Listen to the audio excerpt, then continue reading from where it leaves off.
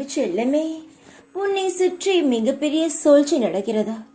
நீ நல்லவர்கள் என்று நம்பி உன்னை பற்றியும் உன் குடும்பத்தை பற்றியும் சொன்னாலும், ஏதோ ஒரு மன ஆறுதலுக்காக அவர்களிடம் பகிர்ந்தாலும், ஆனால் அவர்கள் அதுவே ஒரு ஆயுதமாக எடுத்துக்கொண்டு உன் வாழ்க்கையை கவிழ்த்து விட வேண்டும் என்பதற்காக பல செயல்களை உன் வாழ்க்கையில் செய்து கொண்டு இருக்கிறார்கள்.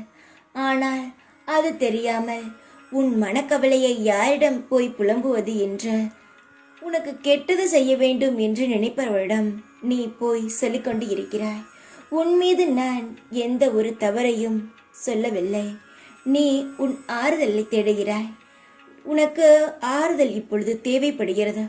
யார் வாயிலிருந்து ஏதாவது நல்ல வார்த்தை வந்துவிடுமா, நம் கேட்டு மனம் ஆறுதல் ஆகுமா என்ற எண்ணம் தான் இப்பொழுது உன் மனதில் இருக்கிறது. ஏனென்றால் உன் வாழ்க்கையில் அவ்வளவு கஷ்டங்கள், அவ்வளவு கவலைகள். யாராவது நீ நன்றாக இருப்பாய் அம்மா என்று சொன்னால் உனக்கு அவ்வளவு சந்தோஷமாக இருக்கிறதா? உன் வாழ்க்கையில் சந்தோஷம் நடக்குமா என்று காத்து கொண்டு இருக்கிறாய். வாழ்க்கையில் இப்படிப்பட்ட சூழ்நிலை மாறுமா? என் வாழ்க்கையில் என்னத்தான் நடக்கப் போகிறது என்று எதுவுமே புரியவில்லை என்று கவலைப்பட்டு கொண்டு இருக்கிறாய். இதை பயன்படுத்தி சிலர் உனக்கு துரோகம் செய்கிறார்கள். அவர்கள் எல்லாம் யாருமே பார்க்கவில்லை. உன் வாழ்க்கையை கெடுத்து விடலாம் என்று யோசித்து பல செயல்களை செய்கிறார்கள். ஆனால் இந்த கருமாரியுடன் பார்வை எப்பொழுதும் உன் மீது இருக்கிறது என்பதை மறந்துவிட்டு உன்னை கவப்பதற்காக பல செயல்கள் செய்கிறார்கள். அவர்கள் நினைப்பது எதுவுமே நடக்காது என்பது எனக்கு தெரியும். பாவம், அவர்களுக்கு தெரியவில்லை.